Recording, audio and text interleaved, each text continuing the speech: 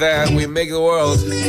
Too many people are suffering. 90 minutes after 9 here on 3FM 92.7. We got 3 items to go. Conjunctivitis. Apollo.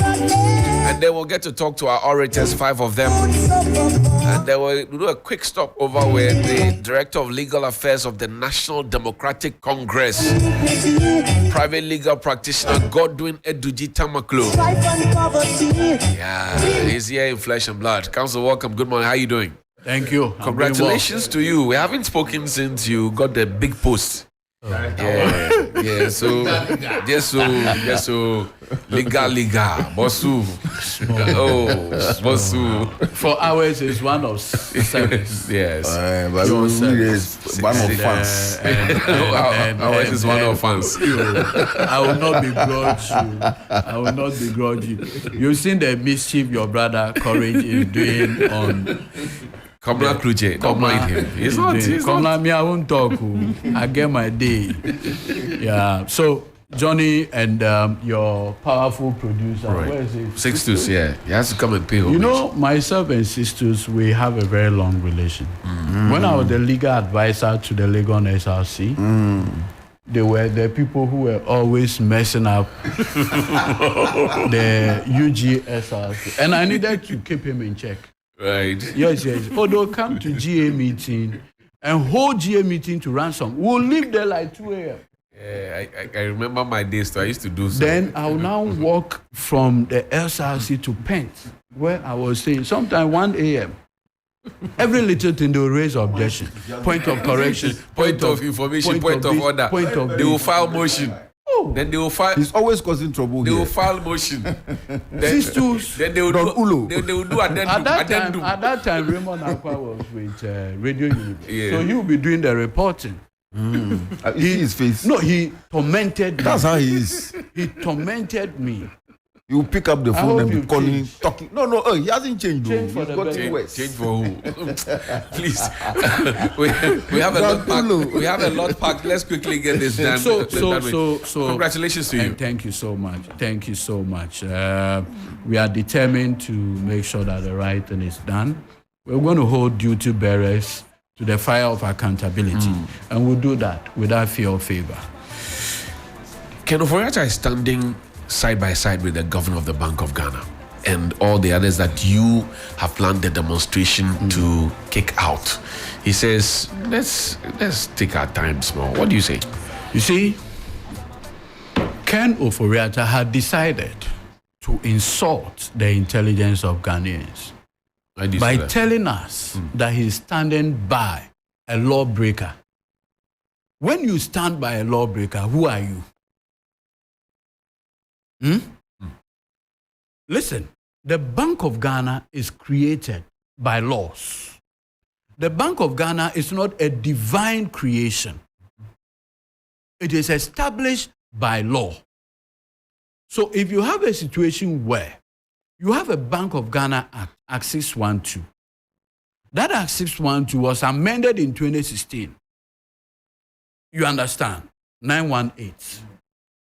Now, the clear provisions of the Act says that as a Bank of Ghana, you can intervene to help government at any time. But when you do so, make sure that the nature of your intervention does not exceed. From the previous Act, it was 10%.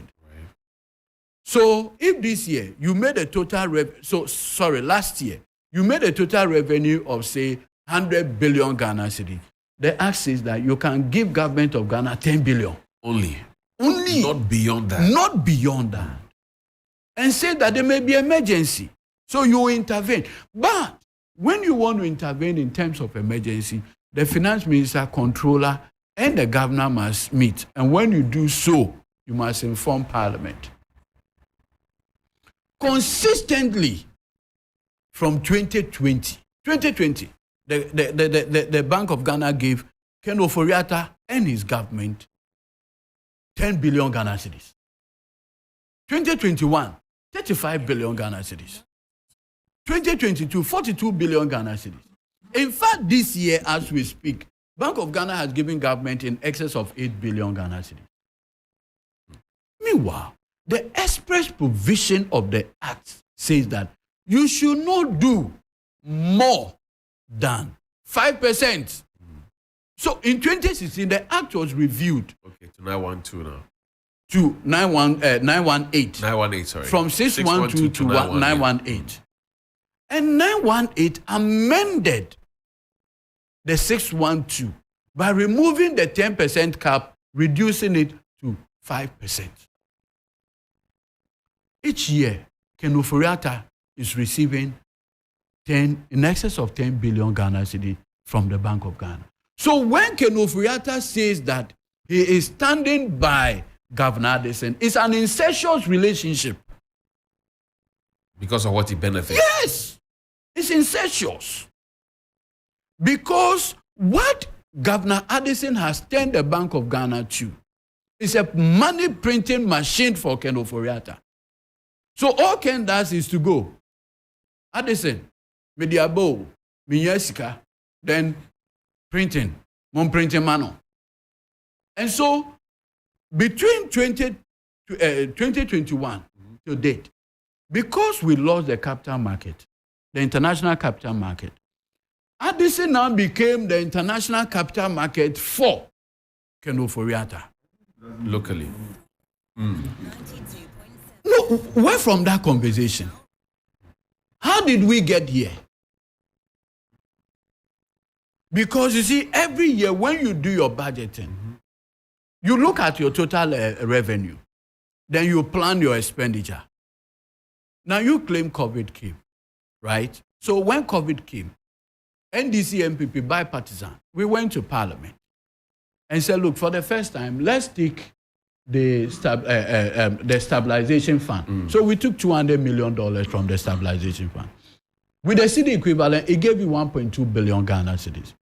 That's what you used for free water, free electricity, insurance for health workers, free food and everything. And leaving 600 million Ghana cedi to support small businesses. So what money was Ken talking about? The money you used for this intervention during COVID, the source was the stabilization fund. Look, the Auditor General's report, the special report on COVID funds, has established that 500 million Ghana cedi was spent without going through GIPMIS. What was the essence of the GIPMIS system? To check these things. It's to check these things.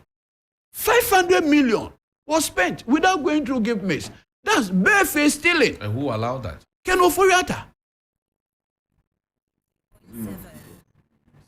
What emergency? The crisis of the What crisis? Of the COVID. What COVID crisis? Well, I'm just No. playing devil's Look, it is not a defense, legitimately.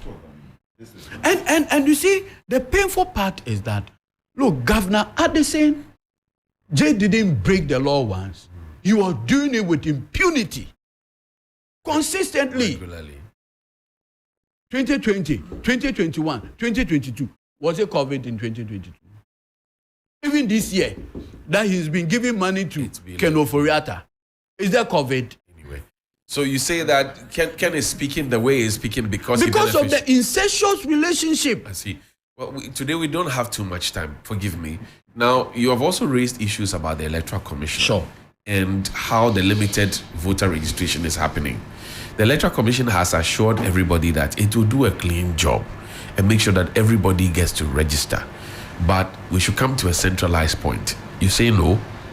See, and thankfully today I've heard the NPP MP for Anyaso Utu, Honorable Kisi Adomako, doctor, and he makes the point that a place like Anyaso Utu, which is in the middle of Accra, That's right, in the heart of Accra. The challenges electorate are having to go through. You spoke earlier to the Honorable Yusuf Suleiman, Bole Bamboy. Guess what? From Bamboy to Bole is 120 kilometers. But From Bamboy through Longoro and all New those Longoro. places, yes. I was there in November. Longoro story. New Longoro. And Nooks. These are not small journeys. Bro, And you have I always use my constituency, Domekwabenya, heart of Accra. The constituency stretches from Abokobi, under the mountain, eastern region. The biggest in Ghana. Under the mountain, eastern region. In fact, it shares borders with eastern region. Straight to the old Peace FM, where the Achimota Mall is. Achimota Mall is in Domekwabenya. Moves to Taifa and shares boundary with Obondomia, Trobo, just by the road. And you are asking somebody who has turned 18 to move from Taifa to Abokobi in order to get the voter's card. I mean, what wrong have people done? And the pain is that it is not the case that you don't have the logistics. You have. Abro any bayi. But you can't say it's abroad any bayi. Abro wickedness. Abroad in whose interest? They can't say they don't have. Because see, in 2020, the Special Budget Committee of Parliament gave you in excess of $74 million to buy the kits from the French company Thales. You purchase the kits. You only use it for only 1 mass registration in 2020. Since then, in fact, contrary to the requirement of law that you need to do your registration annually, you have not done it. So already, any reasonable person will tell you that there will be a backlog for 2021, 2022. Correct. So even if every year 400,000 people turn 18, even from the population census, we are talking about 1.2 million people. Then you say 1.2 million people should register in 261 centers. This is madness. Is there chaos there? Look, I've seen videos, and you can share it on your platform. Yellow Krobo. Yellow Krobo. Right. As at 1 a.m. I mean, this morning, people were in the queue. Waiting for what? To get their voter's card. So they are waiting for the EC officials? Yes, to come this morning. 1 a.m. 1 a.m. I'll share the video with you. Even in Accra Ridge, people were sleeping over. 1 a.m. Yes. 1 a.m. Because of the voter ID. Yes. Exactly. Do you know the premium people put on the voter's card? They want to vote. Look at a constituency like Lower Manya, Krobo. The constituency capital is in Odumase. But the constituency stretches to Akuse. Look at the constituency like Shai Otsudoku. The constituency stretches to Isuchari. So somebody is moving from Isuchari. And guess where the district capital is? Where is it? Dodowa. Are the district capitals visible? So that's the question. So I have to move from Isuchari to Dodowa to get my voter's card. But I'm asking, are the offices visible? The EC offices in the districts? Have you are Yes. director of legal. Have you seen the offices? I mean, small offices. Because the district EC offices are just on small cubicle. Cubicle. Because the district offices are not bigger like this one. And you go there. And you know the other thing? You have decided to outsource your network connectivity from only one, MTN. So you go there, people are in the queue, but the network is down. Because you are using only one. Dr. Bosmasari says... We have Vodafone. We have Airtel, correct? Right, Airtel TV. So is it not sensible to use any, in terms of any challenge? Dr. Bosmasari says voting is not compulsory. He has said that before. He said it's not compulsory. I listened to him. He came on your sister. He was on TV3. He said it's not compulsory. I mean, this is crass. Crass. And this is a PhD holder in political science. Yes. Got it for a long time, I think. And the painful part is, you see, those of us who grew up in rural communities, who today by providence, we've gotten to this point. Why are we making life difficult for our countrymen and our kinsmen? I was born in Nkwanta. My late father comes from, grew up in a place called Salifo in the Nkwanta South District. You keep mentioning that. If you move from Brewoniase to Nkwanta, 47 kilometers. Just to get a card. Just to get a card.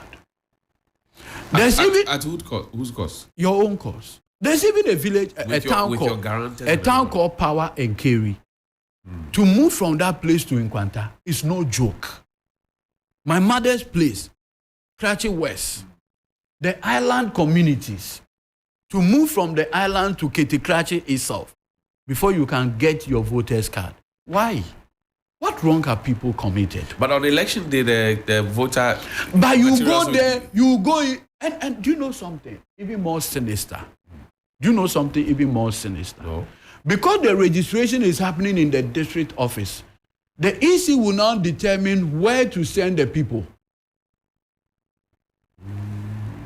On the day of election, your mind is that I am in this polling station. You go and your name is in another area. But did you have time to discuss this? Look, we have done everything, including going to court. Madam J. Mensah feels she's above the laws of this country. So is your party returning to IPAC? Look, the woman, listen, in this particular exercise, this woman sent Bossman Asari to go and meet the political parties at IPAC.